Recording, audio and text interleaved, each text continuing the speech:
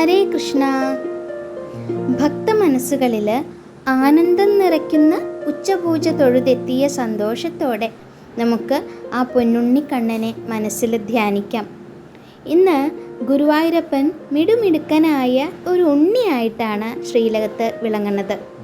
സച്ചിദാനന്ദ കട്ടയായിട്ടാണ് ഉണ്ണിക്കുട്ടൻ ഇരിക്കുന്നത്. കളഭാലങ്കാരത്തിൽ അതീവ തേജസ്സോടെയാണ് ഭഗവാൻ. ഇന്നത്തെ അലങ്കാരത്തിൻ്റെ പ്രത്യേകത എന്ന് പറയുന്നത് കണ്ണൻ ഒരു വലിയ ആളാണ്, ഒരു കാർന്നോരാണ് എന്നുള്ള ഭാവത്തിലാണ് ഇരിക്കുന്നത്. കൊച്ചു ഉണ്ണിക്കുട്ടനാണ് എന്ന ഭാവം കാർന്നോരുടെയാണ്. അതാണ് ഇരിപ്പ് എന്ന് പറയണത്. സിംഹാസനത്തിന് മുകളിൽ ഒരു കാല് താഴേക്ക് തൂക്കിയിട്ട് മറ്റേ കാല് മടക്കി വെച്ച് ഗാംഭീര്യത്തോടെ ഇരിക്കുന്ന ഒരു കാർന്നോരു ഭാവമാണ് ഉണ്ണിക്കണ്ണനെന്ന്.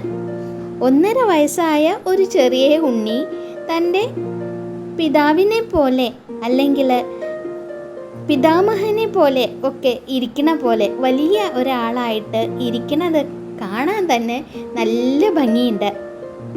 വലത് കയ്യിൽ പ്രിയപ്പെട്ട ഓടക്കുഴൽ മാറോട് ചേർത്ത് പിടിച്ചിട്ടുണ്ട്.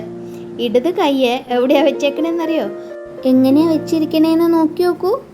അരയിൽ ഇങ്ങനെ കുത്തി വെച്ചിരിക്കുകയാണ്. എന്നിട്ട് കാലൊക്കെ തൂക്കി ഒരു കാല് കയറ്റി വെച്ച് ഇങ്ങനെ കാർന്നൊരു ഭാവത്തിൽ ഇരിക്കുകയാണ് പൊന്നുണ്ണി.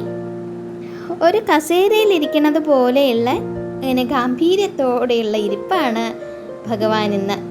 അതങ്ങനെ ഐശ്വര്യം അങ്ങനെ വിളിച്ചോതിക്കൊണ്ടുള്ള ഇരിപ്പ് തന്നെയാണ്. കുഞ്ഞു വയറും ഗോപി തിലകവും അലങ്കാരങ്ങളും ഒക്കെ ഉണ്ട് ഉണ്ണിക്ക്.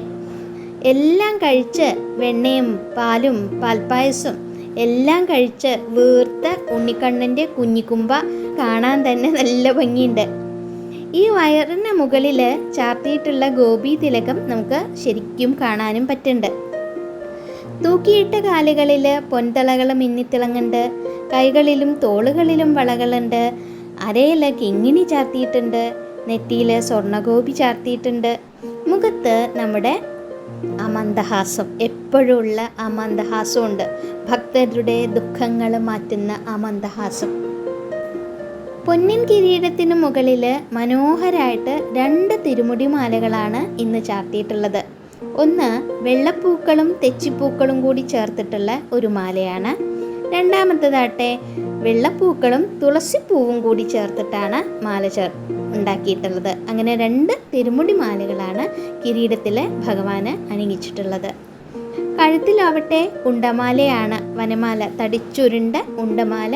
ഭഗവാന്റെ അഴകിന് പൂർണ്ണത നൽകിക്കൊണ്ട് തന്നെയാണ് ഉണ്ടമാല ഭഗവാന്റെ ശരീരത്തിൽ കിടക്കണത്. വിധാനായിട്ട് 5-6 തുളസി ഉണ്ടമാലകളാണ് മുകളിലായിട്ട് ഇങ്ങനെ തൂക്കിയിട്ടിട്ടുള്ളത്. പാൽപ്പായസം, വെണ്ണ, പാലട, പഴപ്രഥമൻ, പഴങ്ങൾ, അങ്ങനെ എല്ലാ വിഭവങ്ങളും ഭഗവാന് നേദിച്ചിട്ടുണ്ട്. അങ്ങനെ നേദിച്ച എല്ലാ വിഭവങ്ങളും ഭക്ഷിച്ച് ഭഗവാൻ ഇരിക്കുന്ന ആ കുമ്പയ്ക്ക് വീർപ്പിച്ചിരിക്കുന്ന ആ ഇരിപ്പാണത്. അത് കണ്ട് തൊഴുതാൽ നമുക്ക് ജന്മസാഫല്യം ലഭിക്കും എന്നുള്ളതാണ്.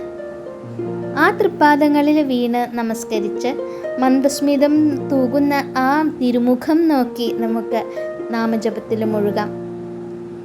ഭഗവാൻ നമ്മുടെ കൂടെയുണ്ട് എന്ന ഉറപ്പ്, ആ വിശ്വാസത്തോടെ ഹൃദയത്തിൽ കണ്ണനെ നമുക്ക് പ്രതിഷ്ഠിക്കാം. എന്നിട്ട് എല്ലാം അവിടുത്തെ മുമ്പിൽ സമർപ്പിച്ച്, നമ്മളെ തന്നെ അങ്ങ് സമർപ്പിച്ച് നമുക്ക് നാരായണ നാമം ജപിക്കാം. നാരായണ നാരായണ നാരായണ, കൃഷ്ണ ഗുരുവായൂരപ്പ.